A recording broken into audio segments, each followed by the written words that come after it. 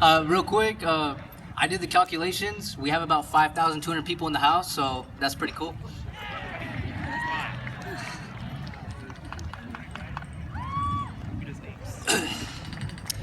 Good evening, everyone.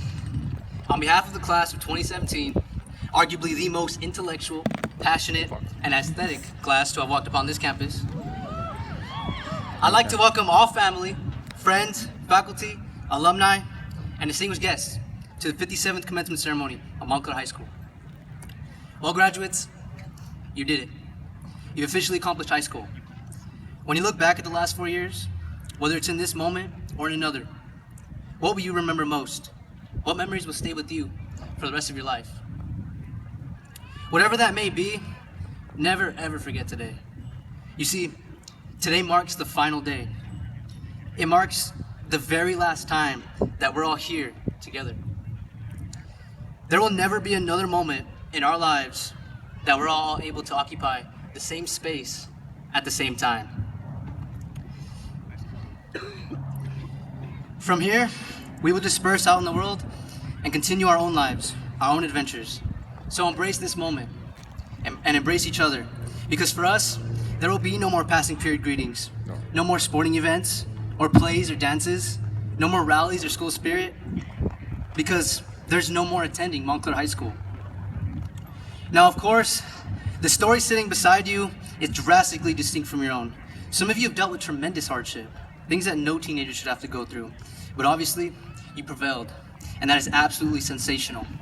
Come this fall, we will have students attending schools like Chaffey, Fullerton, Cal Poly, UCLA, UC Berkeley, Pitzer, MIT, and Princeton. The people that contributed to our success are the caring teachers and staff all around us, the proud and loving faces out in those stands, and perhaps one sitting right beside you. As of today, society chose to call us adults from this point on. And so it begins the real big question. What are you going to do with your life? Now, before you answer, I'm going to college, or I'm going to make tons of money, really, stop and just think. What are you going to do with your life? You see, as you age, you'll make tons of decisions, both big and small, both wise and foolish. And when you reflect upon these life decisions, you'll realize that if you didn't live your life to the fullest, you'll begin to regret not the things you did, but the things you didn't do, the dreams you never pursued, or you won't. And when you reflect upon these life decisions, you'll realize that if you didn't live your life to the fullest, you will regret not the things you did, but the things you didn't do, the risks you never took, or the dreams you never pursued. Graduates, do you have an idea, an innovation, a cure, or a policy to the world's much needed solutions? If so, pursue it. Invest in it. Your idea that you composed yesterday may be the solution for tomorrow. Follow your passion. And if you don't know your passion, consider this. What gets you up in the morning? What upsets you? And what brings you disgust? Answer those questions honestly and logically, and you'll have it. Because whether you want to solve world peace, greed, or starvation and obesity, or racism, or any form of discrimination, to equality, climate change in the economy, or any disease, immigration, or environmental catastrophes, to the outskirts of political corruption, or to the inner cities of crime and poverty, this world needs you.